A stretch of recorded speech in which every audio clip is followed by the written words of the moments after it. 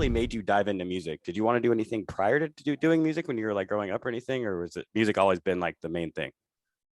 Okay, so definitely when I was growing up, I had an older sister and she was always singing every time. She was belting out loud, always singing in the shower. And I was like, you know what? I want to try singing. Like, that sounds so much fun. So Yeah. when I was like 5 years old, I started like just, learning the songs that she was learning and singing. And then she's like, you have a good voice. I'm like, really? And she's like, yeah. So then I started just singing. And then I had like a talent show in 5th grade. And I sang like a very controversial song now that I think about it. It was a Marilyn Monroe because my sister was like obsessed with her and she got me into that. So it was like, I Want to Be Loved by You, which, like I said, is kind of controversial now thinking about it, like a 5th grader singing that. But at that time I was like very naive and like didn't know. But yeah, I sang that, and it, I just loved being on stage and just having everybody, clap. And, it was just such like like a 5th grader just performing. And I was nervous, but then right when I got on stage, I was like, you know what, like this is amazing. Like I can see myself being on here for a long time. So then after that, I started diving into like musical theater, but then I got nominated for like Best Young Actress at one of my theaters, community theaters. And so I was at Wayne Dent, Orlando Repertoire. So I was kind of always doing like singing and acting. And then towards high school, I did more like chorus. So we did dancing and singing. And also I did just singing as well. So I've kind of always just growing up, just loved entertainment and just being on stage and being a performer. Who were some of your earlier influences? Because you said you sang a Madonna song when you were in 5th grade, right? Marilyn Monroe. My bad. No, you're good. Other than her, who were some earlier influences, like more like along the electronic lines? What drew you into that? Right. So earlier, I would say it would have to be, I mean, when I first started getting into like mode step, early, Sick. I'm Great talking voice. about, Sunlight Hurts My Eyes, like that video, iconic, so funny. Skrillex, of course. I mean, Scream, Banga, Ominous, like, I mean, I was even into like Datsik a long time ago, but that name's actually been coming up a lot. It's everyone's like ashamed to say so, but it's like he made an impact before he pulled all his shit, but right, like before I knew, right, before I knew, that was definitely. And then just going into a deep dive in UKF, like once I found UKF like YouTube channel, I was like, that's it. I'm in this rabbit hole. That's it. There's never going out. Like, this is it. This is what I love. Because I don't know if it's just like an Aquarius thing, but I just love like things that are super different and unique. Yeah, so I was just like, you know what? Yeah. You know how EDM is. There's a lot of stuff that like sounds a lot alike, but like the stuff that I'm like, holy crap, this stands out like that. The stuff that I actually press like on my Spotify is the stuff that actually is different and stands out. Like I feel like it's so important as an artist to just be different and like be into like the new wave of stuff and create your own new wave. Absolutely. Because there's always like a cookie cutter way. There's like the, typical arrangement, but I love people breaking boundaries and just, trying different things. And I agree. I'm the same way. Like when the weirder you get, the more I'm like, I love it. Once you were attracted to the EDM industry, when did your name Divinity and like your brand of Divinity start coming together? So the first thing that I was going to be named, like the first thing was Amethyst because that's my birthstone. But then I realized it was like, when I searched on Google, it was already so many amethysts and it was really hard to find. And then I was like, you know what, let me try Divinity because I just love spirituality. And that's kind of like what I tie into my brand. Mm-hmm. So, and who I am, not even a brand, but just like me, who I am. And so Divinity just kind of always, actually it was divine first. And then same problem. I was like, I can't really stand out with this word. There's so many different things. And then I was like, Divinity, same thing. But then I was like, you know what, let me add a 3 in there. And then I couldn't find anything like at all. You're the only thing that pops up when I search online for Divinity. Right. So. Right. So, I mean, when I first started, there was like nothing there. I was like, oh my gosh, perfect. This is exactly what I'm going to do. And then actually I kind of put the 3 a little bit more symbolic where it actually means third eye. Oh, so sweet. It's kind of, so I was like, oh, you know what, this is perfect. Like I fell in love with the name, and then I was always writing it like in cursive all the time, like in papers, like doodling when I was bored, and I was like, Divinity, even like in the shower. I was like, I'm obsessed. Yeah, like, this is me. So when I finally, I was like, you know what, this definitely resonates with me. Like, I really love this name. And then I just ran with it. Nice. Did you start that name during the R&B phase of you starting in the music industry, or was that not until electronic? No. So I actually wanted to quickly touch base on that story really quick, Yeah. where when I was in that studio, that producer, he basically said, because I was saying that they had creative control, everything. They wrote the song, they produced it. I just sang on it. And I was like, and then once I finally said, hey, I want to kind of gear towards more like the electronic music scene, he was like, oh, the electronic music scene is only dying. I would stick to R&B. Yeah, basically just like shitting on my whole like idea, like, oh, she's just some naive girl that just wants to do this kind of genre that sucks, basically, right? Just long story short. Little did they know. It's like one of the biggest genres in the US. Seriously though. So I was like, okay, like he's older than me, politely respected him, left. And then after I left, I was like, I am never having anybody tell me what to do with my brand or who I am or me as an artist. I'm never. So then after that, I'm like, you know what? I'm going to start producing. I'm going to learn how to make my own shit and never have anyone tell me what to make ever again. So that's kind of like where I started producing. And I went to school at Garnish, which was basically one of the first accredited schools for electronic music production. Where's that from? London, actually. Oh, sick. That's awesome. So right. And then they have in LA and also some other spots as well. But I got to work with some Grammy nominated artists and some guy who was just insane with sound design. I'm still like, going back, I'm just like, God, that guy was insane. I couldn't take it all in the beginning because I was just learning, and it's a lot to soak in. It's a lot. Oh yeah. Yeah. So I feel like, it was a great experience just to have like a small classroom and just have, kind of like a little family of producers. We all just kind of just work on music and everyone's passionate and you just get to be in that environment. So I feel like that kind of helped me to be more passionate. And then afterwards, that's when the real, I would say, knowledge started to grow, because as much as school is amazing and everything, like for the field that we're in, it's not like it's 100% necessary. Like I'm not going to be a rocket science, Some of the biggest artists never went to school for any of this. They just trial and error and YouTube tutorials. 100%. And now it's even better, because before, when I was YouTubing like a lot of things, like there was only such, it wasn't as big as it is now. Now there's a YouTube tutorial for literally everything, even experimental, tear out, like anything. And before it wasn't really like, you would see some, but they weren't, the best videos. But now it's like, there's just so much information. And well, then there's online, like workshops and stuff. Like shout out to Fire Society. They love their business model and doing stuff like that. And just literally, if you have access to the internet, you can learn anything. This is a third interview in a row that said that, but yes.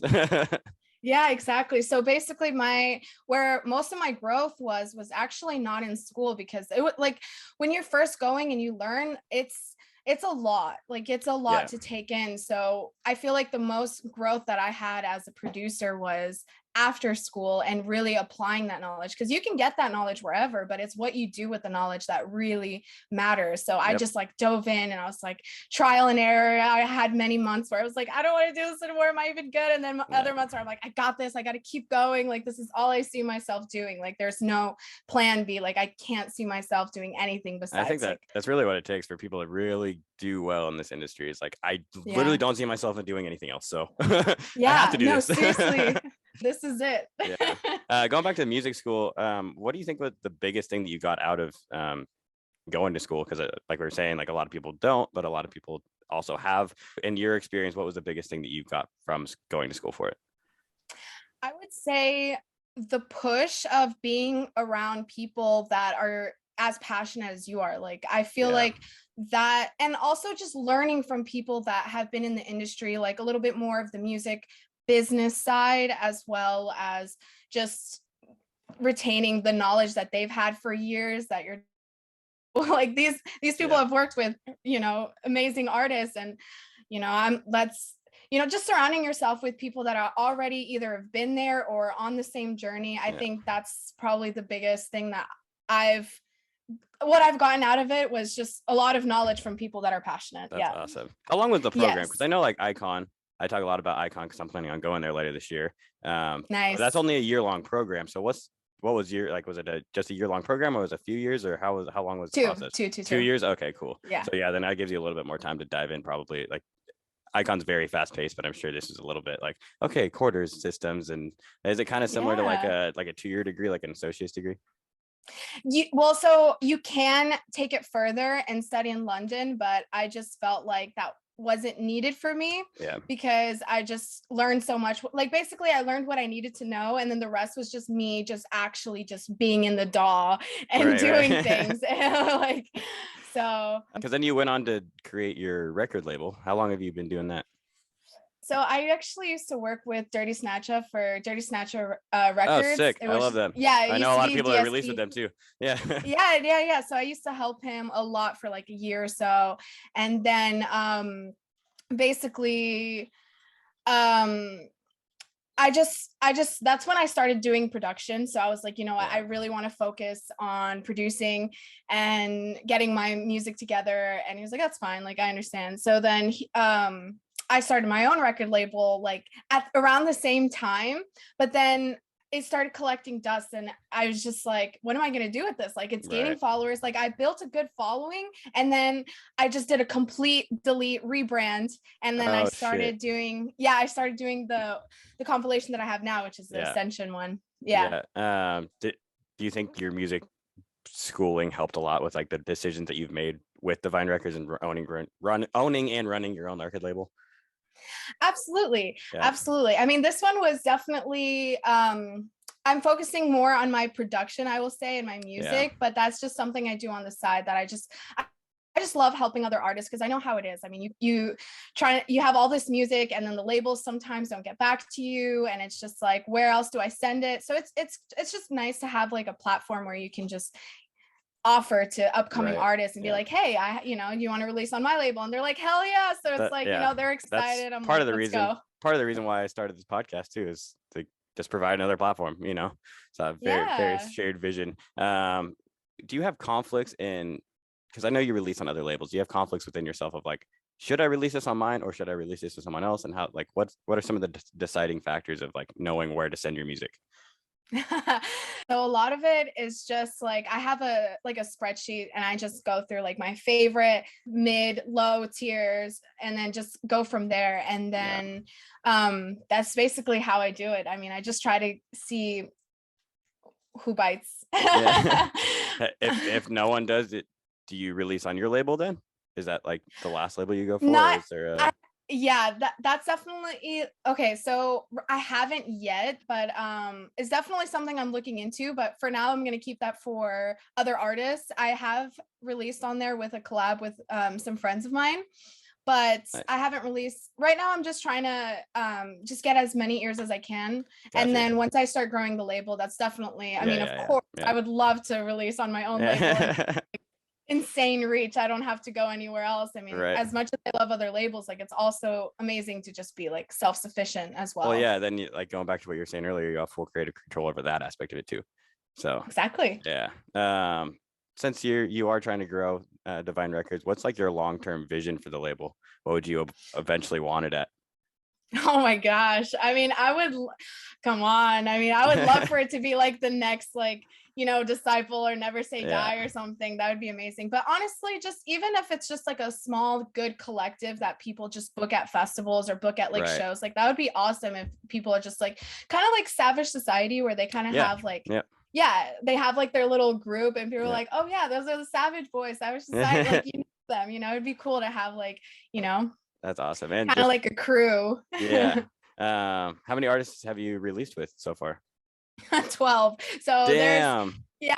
So, and honestly, I've released for a lot more. I told you I did do a delete and rebrand just because it was like a lot of like really what sick was the reason for that? I just wanted to come in from scratch. I just feel like it's kind of, it looks better if you have like an organized like artwork, so you kind of have like the whole aesthetic, you kind of have everything already. Exactly. So I mean, I did the same thing on mine. That's why a lot of the music is not on my profile, it's on everybody else's, because I'm trying to get as many ears as possible until I build that following where I'm like, all right, let's go and self release. That makes total sense. Through your through all of this time, going back to even like when you were doing R&B and stuff, what has been like the biggest lesson that you've learned throughout your journey? The biggest thing that I've learned so far is not to compare your journey with someone else's, because Facts. that is probably the biggest thing everyone just naturally does as humans. You just go on Instagram and you're like, oh my gosh, like, they're already here. Like, why am I not even close to there? Why are they, what am I doing wrong? What, Yeah. am I trash? Like, what's going on? We all struggle with that. Literally all of us, even me. All of us. It's just like, that's why I kind of mentioned, and I touched base before, where it's kind of just like you're your own worst enemy. You're the one stopping yourself. Yeah. Like, Yep. and just because someone maybe just popped out of nowhere and blew up doesn't mean that that's not part of your journey. Like, your journey, like, everyone has room to eat. We can all eat. It's just everyone has their own place and time, and so Yeah. Why do you think people compare themselves so much to other people? Just because they see where like there might be like ahead of them, or I think it has to do with just, you see people in the same field as you are, and you look for inspiration. You're like, oh, I want to yeah. be there. I want to do that. So then when you see that, and then you're not maybe getting, let's say you're not getting shows, and like, some people have been DJing for like 7 years and they just started getting shows, and they just started getting Yeah. into production. And So then it's other just people that have like, been playing for like 2 years and they're already doing shit. It's like, what? right, no, exactly. It's just Yeah. like, you just never know what life will throw at you, so you could Yeah. just kind of have to not compare your own journey and kind of just use it as fuel, and instead look at it and be like, damn, like, I want to be like that, like, be salty about it and like let it ruin your day. Or you can just be like, you know what, like, if they can do it, I can do it too. So let's, Yeah. like, what do I have to do? Like, how can I line my cards to be where I have to be, and kind of start Right. doing things that aligns to what I want to do. I think it's daunting for people to look at that too, and like be confident enough to like just start in the first place. Like, I know like a lot of people are like, that would be cool. Like have this like dream of wanting to be in the music industry, or dream of wanting to be an artist. They like might even have talent too, but to like put themselves out there like that, like it's kind of a daunting feeling. Do you have It's a lot. do you have any advice on like people taking their first step into the industry? Yes, what I would say, I mean, it depends what you're looking for in the industry, but if you're looking into like production or DJing, I mean, the first step is just doing it and Yeah. keep going. That's the first step, because honestly, it sounds easy, it sounds simplified, but it's honestly really hard for people, because they look at it and they're like, oh, I want to do that, I want to do that, but then they don't want to put like the work and the A lot of energy people in. Like, don't realize how much work it takes too. ugh, I didn't, and I just have to keep people going. see the success, they don't see the journey. Like, it's like a Yeah. whole uphill battle. It's Yeah. not like, oh, like, it's like Yeah. this until finally it's just like, and then that's Even when you're I mean, a lot of people think like, even oh, I'm then. going to get to a certain size and I'm not going to have these struggles. I hear people like other interviews with like top artists. They're like, we still have our same issues. If anything, we have more Right. issues. Exactly.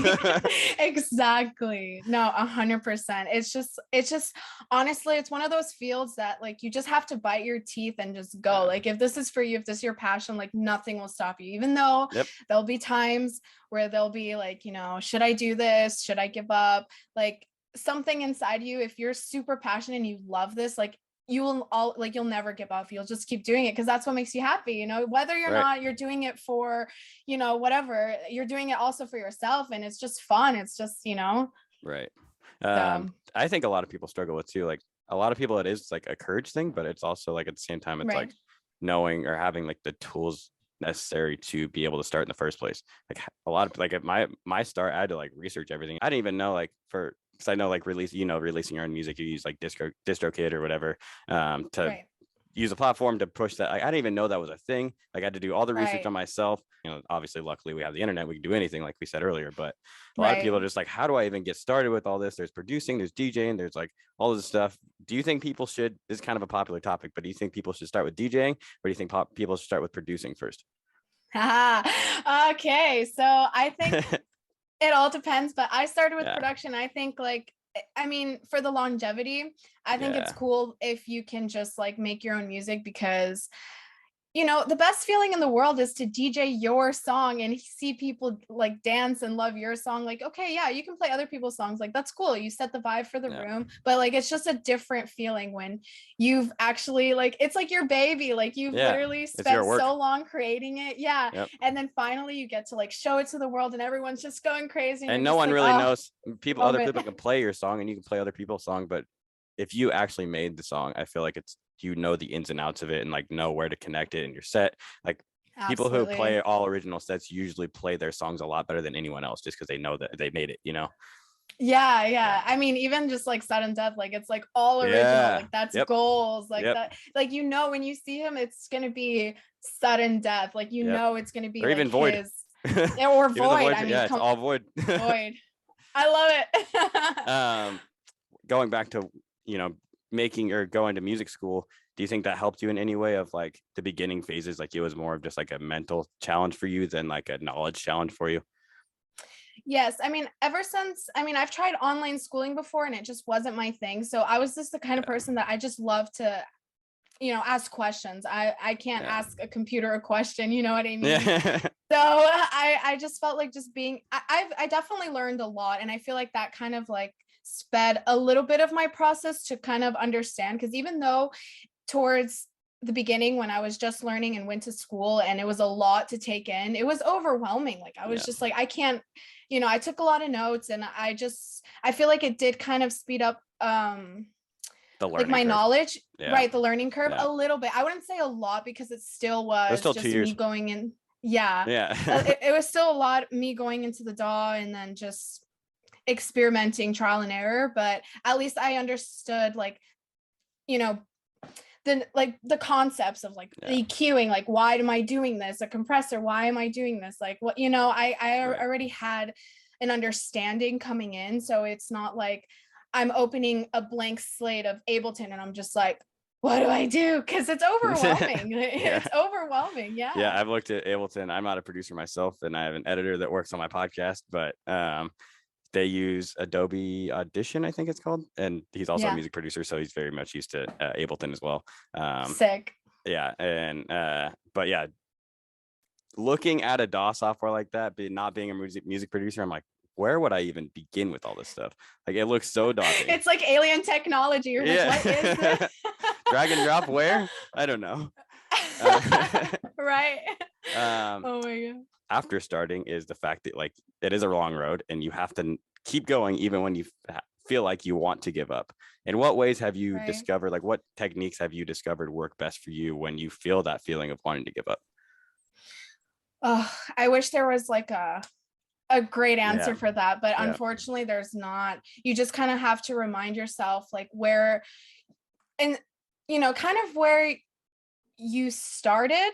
That's what I was about to say. Compare, just seeing, you know, how far you've come, and you're just like, wow, like before when I started, I was just like, I could barely finish, you know, that's the biggest struggles for most producers when they're starting is actually finishing their songs. And like now I'm just like, oh my gosh, I have so many finished tracks, like I'm so proud of myself. So it kind of like motivates me. And then I see, like, I kind of just start listening to like, you know, sets like online, like Lost Lands or something, or like live sets, or, you know, listening to my favorite artists and just getting inspired and just be like, you know what, okay, I gotta, you know. And then also kind of, it sounds cheesy, but like looking footage of me like performing, I'm like, I want to do like, this is me, this is what I want to do. So it kind of motivates me. And being in competition with yourself, like I tell myself all the time, like, look how far you've come. Like if you quit now, like this is as far as you're gonna go. Exactly. Like if you quit now, like there is no, like, you're never going to reach your goals. So the idea of like keeping your goals in mind and being in competition with yourself every day and trying to improve every day and keeping that end goal in mind, but also reflecting of how far you've come. Like if you've been in like a year, 2 years, it's like, man, like I'm like complete, like our project completely different than when we first started. And look how far it's come, look how much it's grown. And I think that's one of the most motivating things that I have to remind myself when I feel like giving up, because I know that happens to all of us. Yeah, absolutely. Absolutely. I mean, it's hard to just be like, just like reflect on yourself. And then, but in that time when you're at your lowest, it's like nothing, like, it's just like, you're just like in that hole of darkness until finally that little slither of light of hope comes in, and you're just like, what am I Like, let me go. Like, Yeah. I'm gonna go and be the best version. Yeah. So with never giving up and looking at the end goal, what are some of the biggest things that you want to accomplish in your career? So I definitely want to make an album one day. That would be super sick. Sick. Definitely do And that. yeah, absolutely. I mean, I have my EP coming out on 2/22/22, so I'm really excited. Yeah. Was I'm that planned date wise? yes, I was Yeah. like, I always see like angel numbers like all the time. Like I'll see 222, 1111. Like my name on Discord is 222. So I was like, this Nice. is so me. Like I have Perfect. to take advantage of this date. That's not gonna happen again. So Yeah. I'm like, Yeah. yeah. So I was like, all right, the planets and the stars are aligning. Like it's my time. Like let's go. I'm ready. Does 222 have anything to do with the EP? Not necessarily, but Not it just necessarily. has to do with my spirituality because Cool. I mean, it does like the EP kind of has like a balance of light and dark. Like it's called duality. So I have a lot of like, for example, Singularity, which is out. It kind of talks about like Yeah. the singularity and like if AI takes over like humans and in the future. And then I have That's another an one called interesting conversation too. We'll right. get into that another time. But yeah, AI is taking over the world. Right. It's wild. Neuralink and all. Anyways. Yeah. And then I have another one called Cosmic Information, which that one is I kind of like start singing in the breakdown. And I said, you know, basically, in order to change the world, you got to change yourself. Like I keep singing that because I mean, I think that's huge. And then Deception, which like I said, the light and dark. This one's kind of just like, you'll see. Awesome. I'm excited to hear. I don't want to take up too much of your time because your mix is also coming up after this. So wrap up with the last couple of questions. How can the fans and the listeners of this show support you? Awesome. So I would say just follow me on all socials. Like a like or a comment goes a long way. I mean, and if you have a favorite artist, please engage with them. Please engage with them, just like if they're the biggest artists in the world. Like just show them some love because you know you just never know their journey and how hard they're working, or if they're on the verge of quitting, you know. I mean, right now I'm in a solid place. I'm super motivated and excited, but I definitely have been at that time and in that time, and I've had many people just like been super supportive and even called me their favorite like DJ producer. I'm like, what? How? That's amazing. Thank you. I'm just so humbled by like all the support, and I just, you know, I'm very grateful to be in the position I am now, and I know that it's only going to get better. Hell yeah. So. Awesome. Final question before we get out of here. Same question I ask at the end of every interview. If there's one piece of advice you could tell yourself when you first got into working in the music industry, what would it be and why? It would be to open Ableton as soon as possible because that shit takes time and energy. That's a good one. It takes so much time. I mean, if I started at like 14, I think I don't even know where I'd be by now. Like overcome your fear of starting too. Just get over that hump. Just do it. Even if you're terrible, just keep doing it. Exactly. Because that's, I mean, everyone starts somewhere. Like your biggest artists, like they were seriously in the same they all sucked at one time. all of them. Every single one of them sucked at one time. The only difference is the amount of work that they put in. Literally the only difference. So. Awesome. Thank you so much for being on the show today. Thanks for having me.